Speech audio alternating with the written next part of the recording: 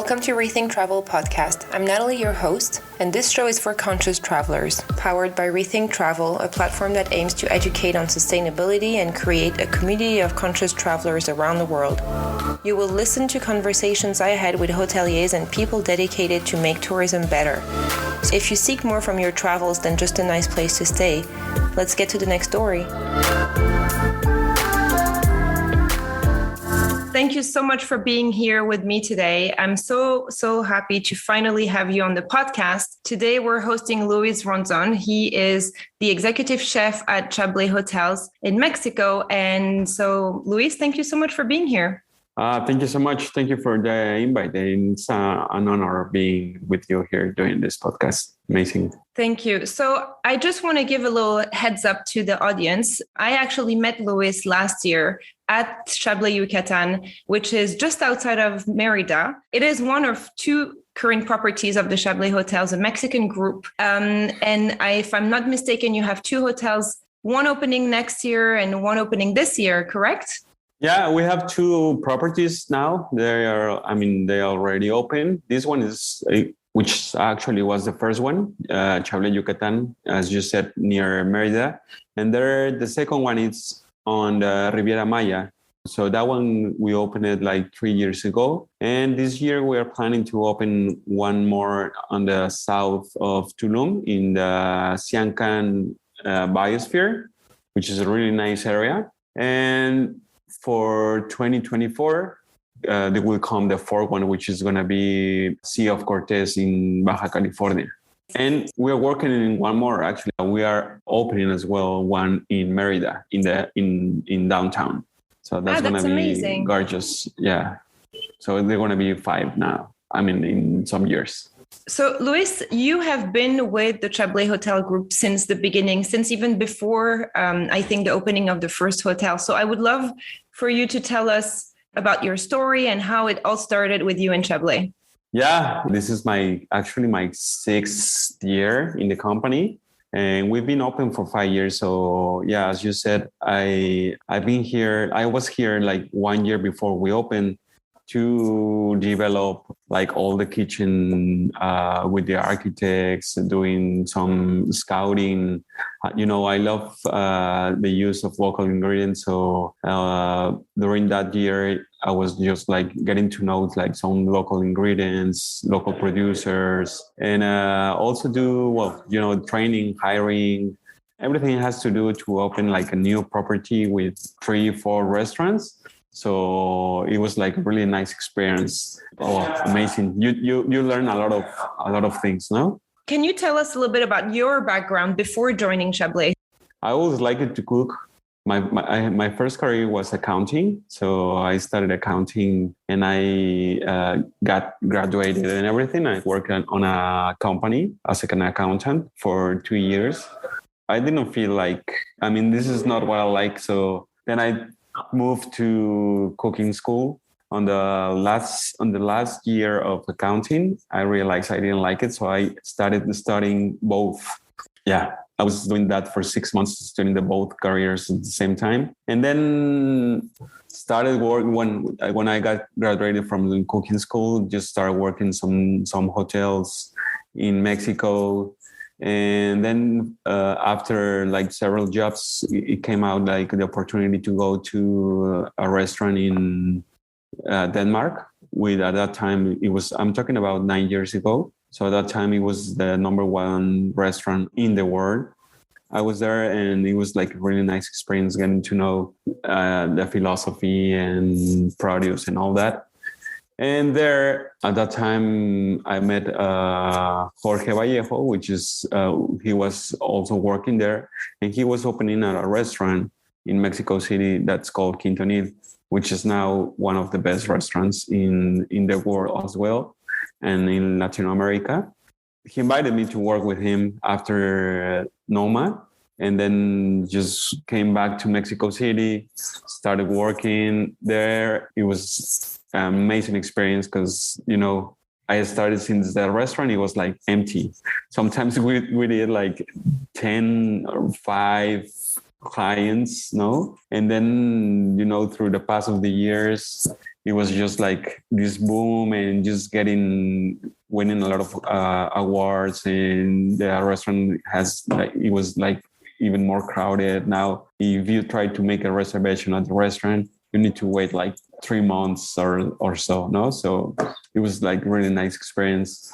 Then I just did like some consulting in Mexico City, opening like different restaurants. I have my own restaurants as well, my own restaurant as well. And then, well, the owners of Chablé came to Quintonil. Yeah, they offered this project. We needed someone to be here in property and just take care of the business, and then that was me. So I've been here since 2017. 6 years in the company, 5 years living here in Yucatan. That's it. They definitely made a great pick choosing you because, so as I said, I was very lucky to have a grand tour of your gardens last year at the Chablé Yucatan. You showed me around the property. You told me so much about the culture, about the history, about the food, how you grow it. I just want the audience to know that it's a very incredible property because, first of all, I've rarely seen a property so big, and the property has such an ecosystem around it. We'll talk about this a little bit later, but everything you do for the community is really impressive. And I was very impressed by your gardens. Do you want to tell us a little bit about, the food that you grow on property and the cultural heritage of it? Yeah, sure. Well, since the very beginning, I think we knew what we wanted to do. Maybe sometimes you don't have the things that clear, but you know what you want, right? So we were like always pushing like to develop these gardens and growing our own produce. And sometimes the weather here in Yucatan is very hot. On summer, it's like super, super hot. We reach like 45 Celsius degrees, which is like 115, 120 Fahrenheit, I think, something like that. So sometimes we grow like other lettuce to grow, no? Right now we're growing radishes, beets, a lot of herbs. Most of the herbs, I would say like 90% of the herbs we use in the restaurants, they come from the canches. The canches is like the Mayan word for these elevated beds that you came to see last year, where the idea is to have this elevated bed with soil where we grow the herbs I just told you. But the idea is to get rid of animals so they don't eat like the produce, no? Because, we have like iguanas here, we have armadillos, we have even like deers. So that helps us to take care of the produce, no? So most of the herbs that we grow here are used in our restaurants. And we also have like a big backyard next to our wellness golf court. So over there we grow like more vegetables, like in soil, like in the ground. Beets, radishes, corn, beans, achiote, which is this spice for the use of for cooking cochinita pibil, no, which is a local dish. Papaya, sweet potato, yuca, like different kind of vegetables. So the idea is that we want it to be like 100% sustainable, talking about vegetables. But first of all, as I told you, the weather maybe is not the best for growing like some kind of vegetables. And what we don't grow, we just get it from local producers, like 2 hours away from here. It's a different weather, so it's like more like cooler. So that over there are like different kind of producers, like citrus fruits, some other vegetables, pineapple, etc. Yeah, well, so that's what we try to do, and we are pushing up. Besides that, we have like different programs, different activities, like sustainable practices. We do our own Chablé water. So we bottle our own water. So in that way, we get rid of a lot of plastic bottles. Most of the people that work here, they're like locals. I would say maybe 60% of the people working here are from the town here, which is called Chochola, where it's like 5 minutes away here from Chablé. And the other 40%, 30% out of that 40 comes from Merida. So, I mean, they're still locals, no? They're still in the Yucatan area. And some others came from outside, no? Just like me. Where are you from again? I'm from Mexico City. Well, you're not that far. Yeah, it's like very close. Yeah. You're still a local. Well, I have to say that for someone who's not exactly from the Merida area, you know a lot about the culture.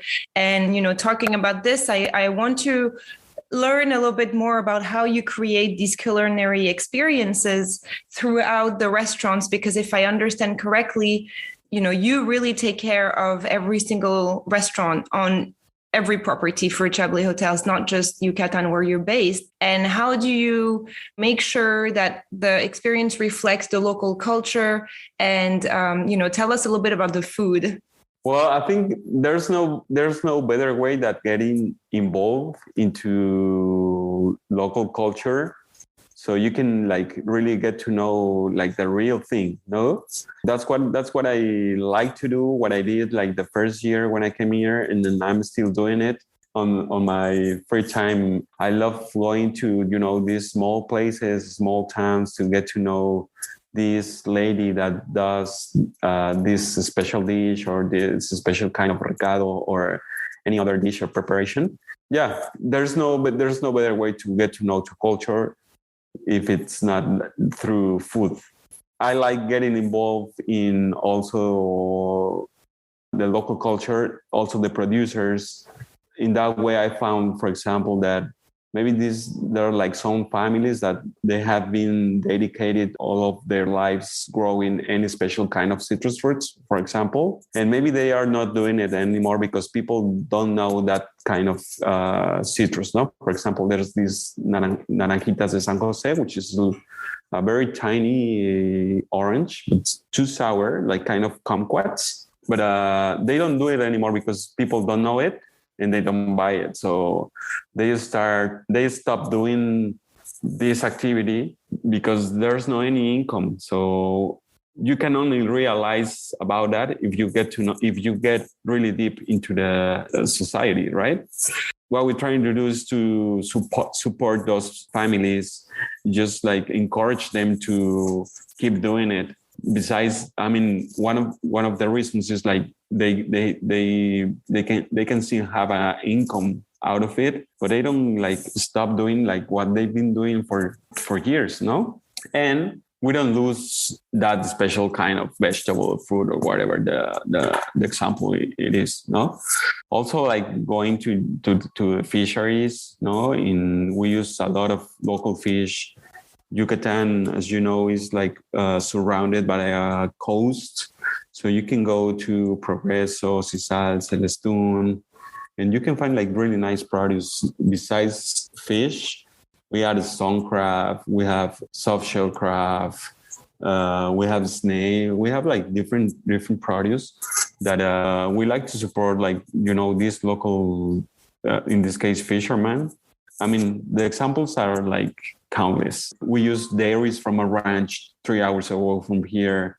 We like using their milk, like the whole milk. We pasteurize it, and we do our own ice creams, sauces, and yogurt, and a lot of things. So that's like the philosophy that we try to keep on Chablé, no?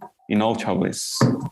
Yes. So I want to know how you cope with all the international guests and all the demand. And when, for example, a guest comes and they don't find something because it's not a local ingredient, how do you educate them in embracing the local culture? Do you have any people who might be a bit demanding and then you have to kind of tell your story? I would like to get a little bit into that.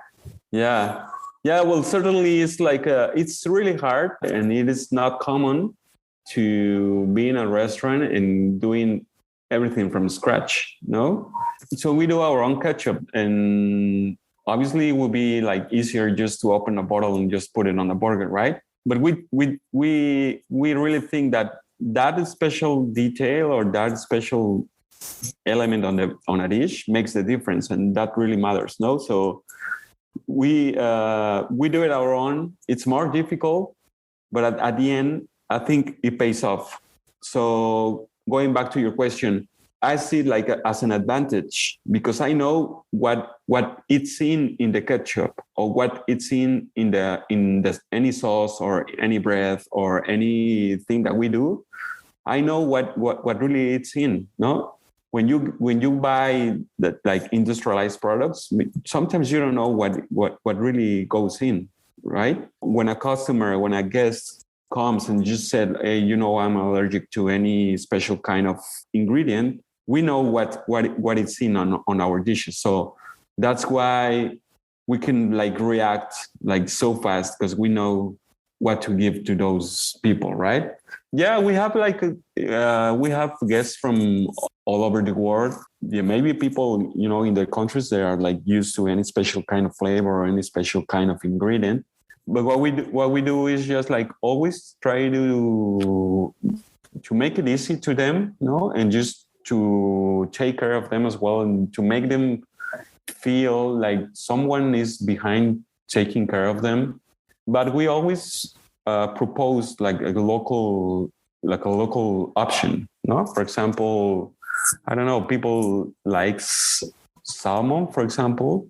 But unfortunately, here in Mexico, first of all, the temperature of the waters, we don't have salmon, no, because it's just like they're like warmer. And maybe you go to Alaska or Canada or, on the very northern part of the world or southern, for example, in Chile, you can get salmon. But so I don't serve salmon. And it's not, I love salmon. I like it so much. No, it's not because I just don't like it, but the philosophy is that we try to use local produce. So instead of salmon, here in Mexico, we have like different ecosystems. So we have stayed in Michoacan. There's these volcanoes with snow and like really cool waters. And there's a farm that grows salmon trout. No, we always go with that option.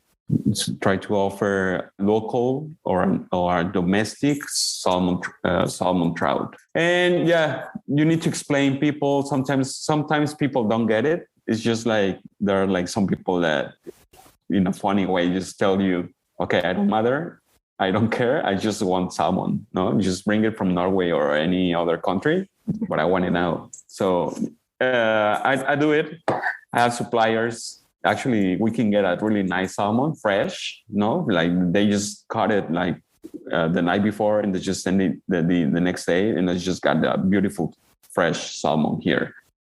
We try to make people conscious about that, what implies to bring salmon from our country, which is bringing a box for the salmon, just send it through a plane and all the logistics so we can have it like fresh the next day. And sometimes some people got it, sometimes other people, they don't understand it. But we can feed anything. Our main response will be that just take care of the sustainable demand.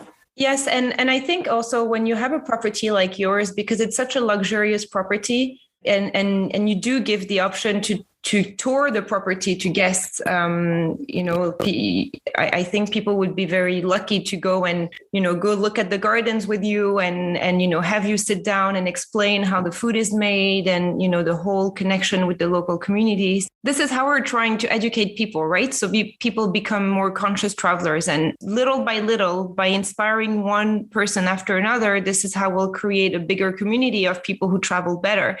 And it starts, and also hopefully, these are ideas that they can take at home, and then, for example, I live in Germany and I do not consume avocados or pineapple or, I do not consume these fruits here in Europe because I know where it comes from and I don't like the footprint of it. So I think this is how we're going to move into a more conscious world where everyone will have these mindset, and this is what I like about the Chablé Hotels is that you can get this education when you're a guest at the hotel, and it's done in a very inspiring way. So thanks to you also, because I think food is has such a footprint people don't realize. And, and also the fact that you do everything from scratch is probably helping a lot on the waste side of things, right?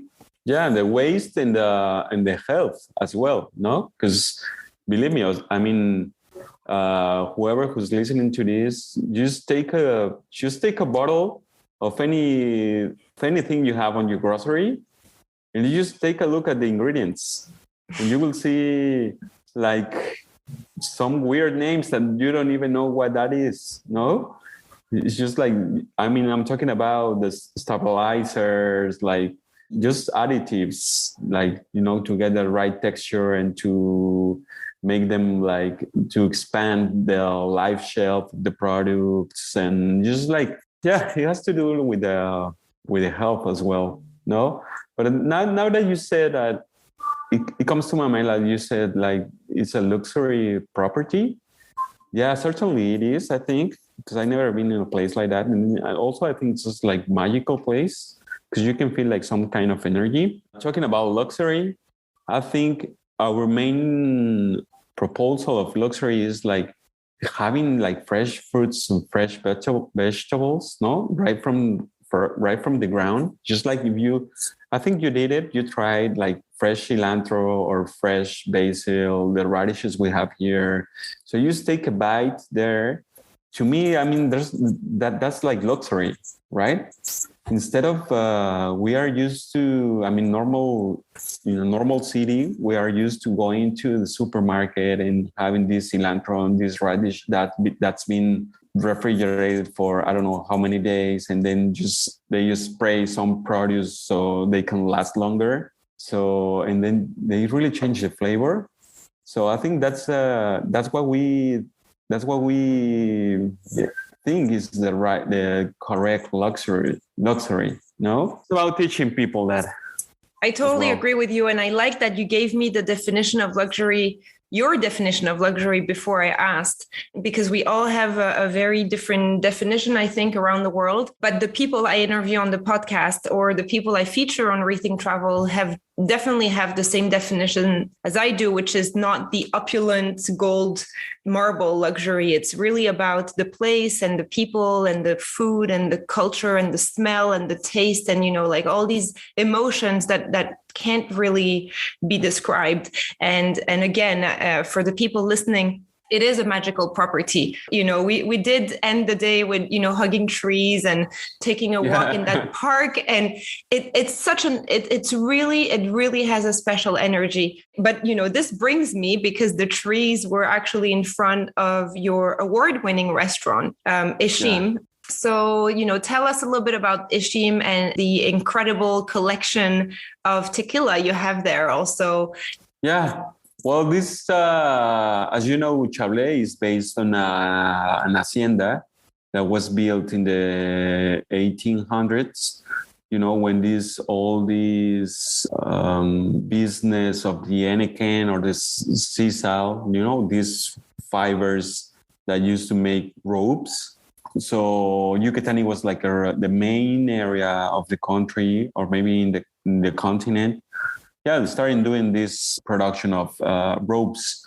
So in the Yucatan, there's like thousands of haciendas that were dedicated to this.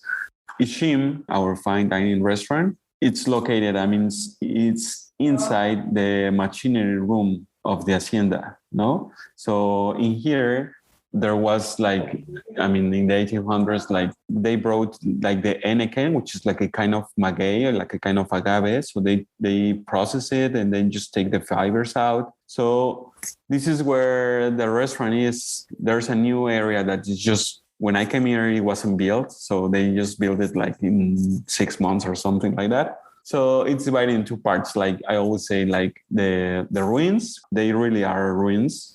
And the new part, which is where the main hall is, like the main dining room.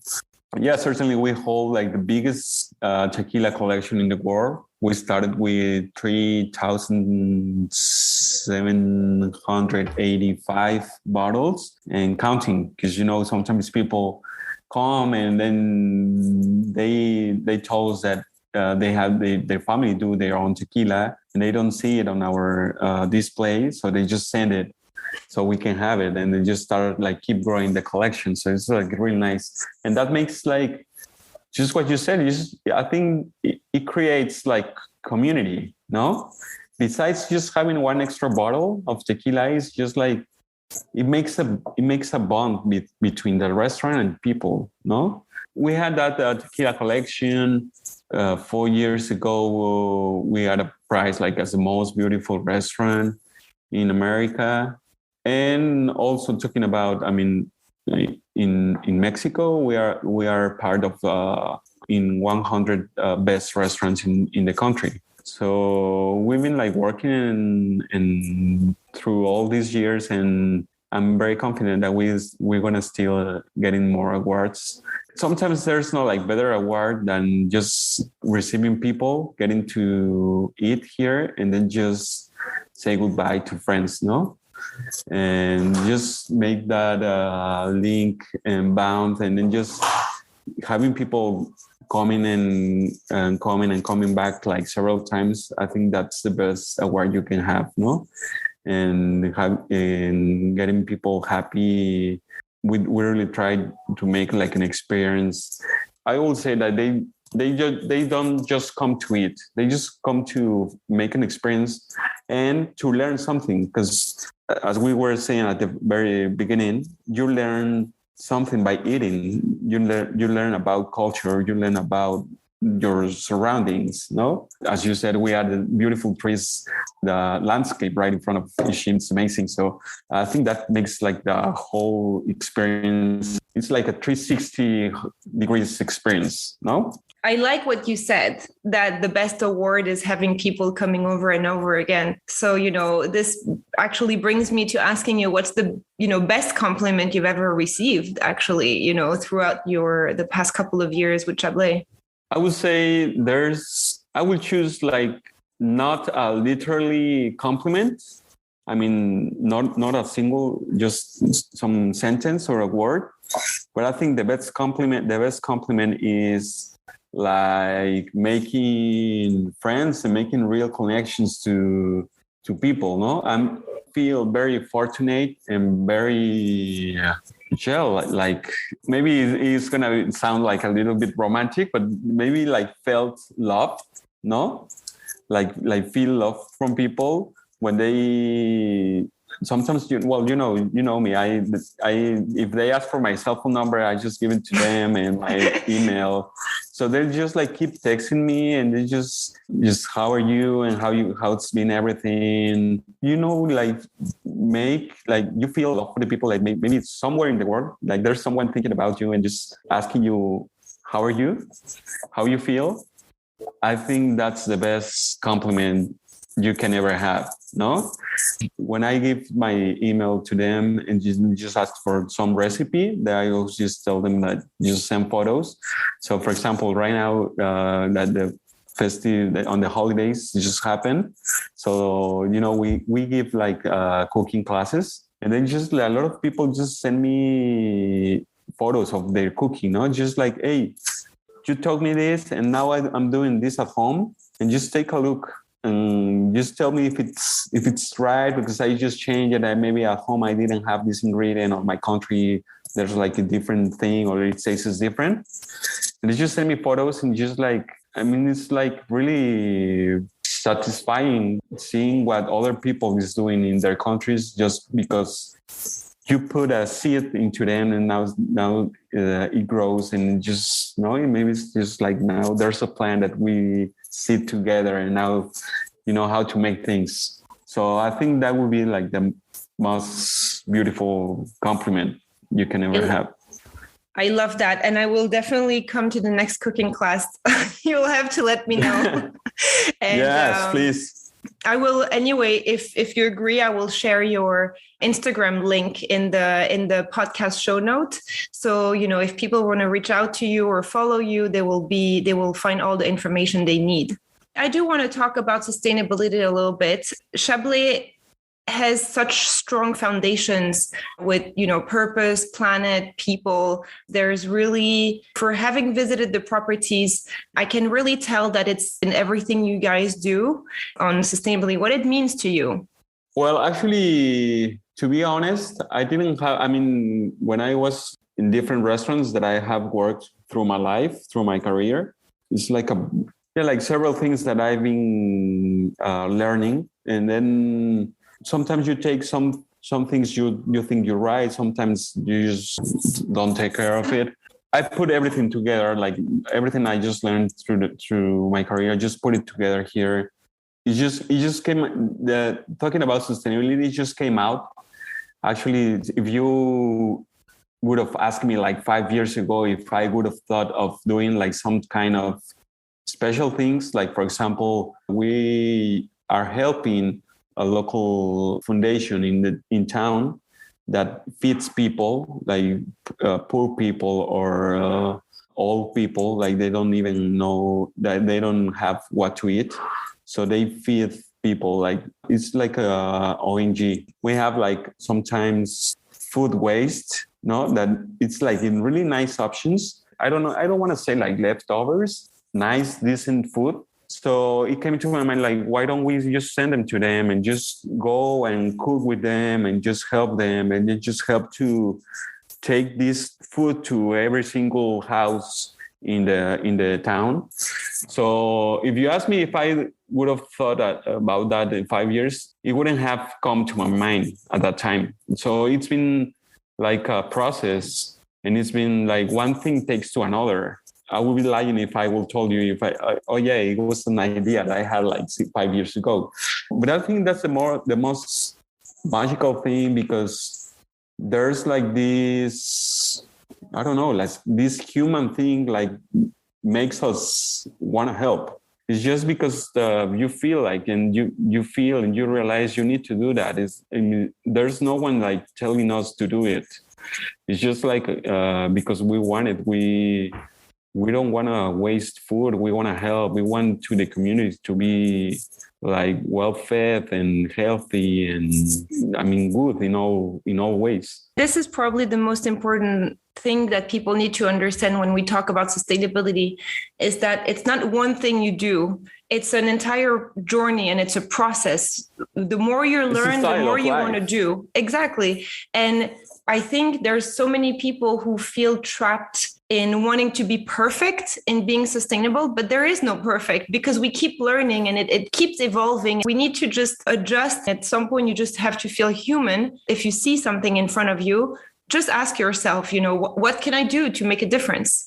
And if you can't, that's okay. And I think people need to be okay with not being perfect. I like that you're honest and that you're sharing all this, but I can really tell that it's, something you do without even necessarily thinking. I found that in my journey with Rethink Travel, I'm meeting a lot of people who do sustainable actions without really putting the word sustainable on it. It's just because they do it from the heart. So, I like that you're one of these. And you know what? As the time passes by, it's like everything. I don't know if it has happened to you, but the more you learn, the more you realize you are not doing enough. No, so you want to do more and more and more and more, and just keep learning, and you feel like we could do it better or much more.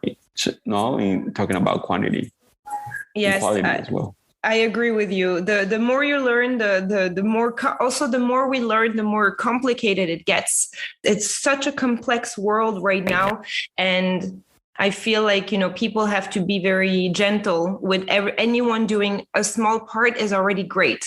I think I could talk to you for hours, but I need to wrap this up. Do you want to share something about yourself that you want people to know about you or your journey?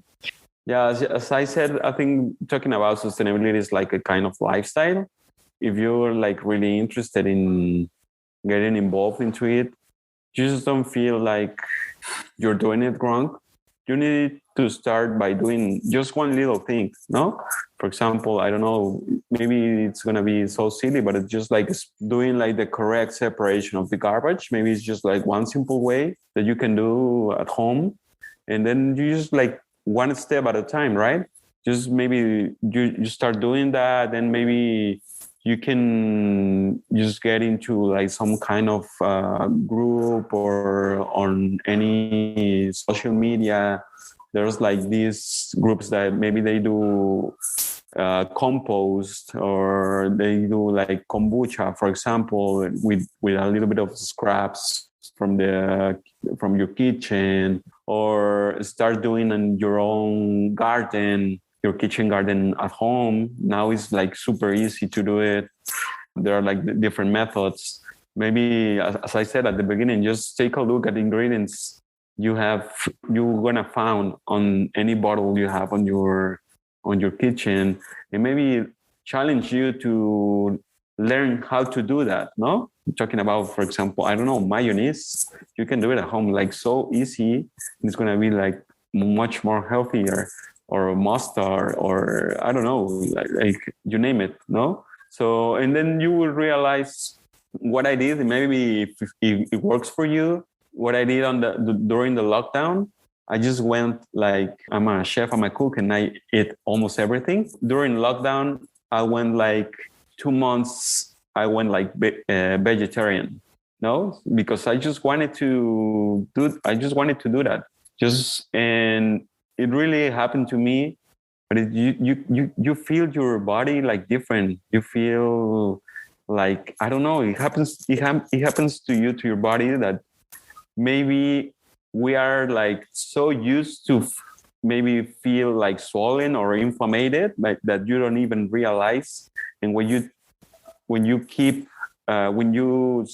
quit eating some specific kind of food, you realize that you're going to feel better and healthier and all that. So maybe if that works for you as an inspiration, just go wild and go 1 month veggie or dairy free. For sure, you will feel a difference in your body and in your lifestyle. Thank you so much, Luis. And just for the audience, this is advice from an amazing chef. So I hope you take this advice. Thank you so much, Luis. Oh, thank you. Thank you for the invite. Please come back. You need to see, like, there's been some changes, and looking forward to having you here back.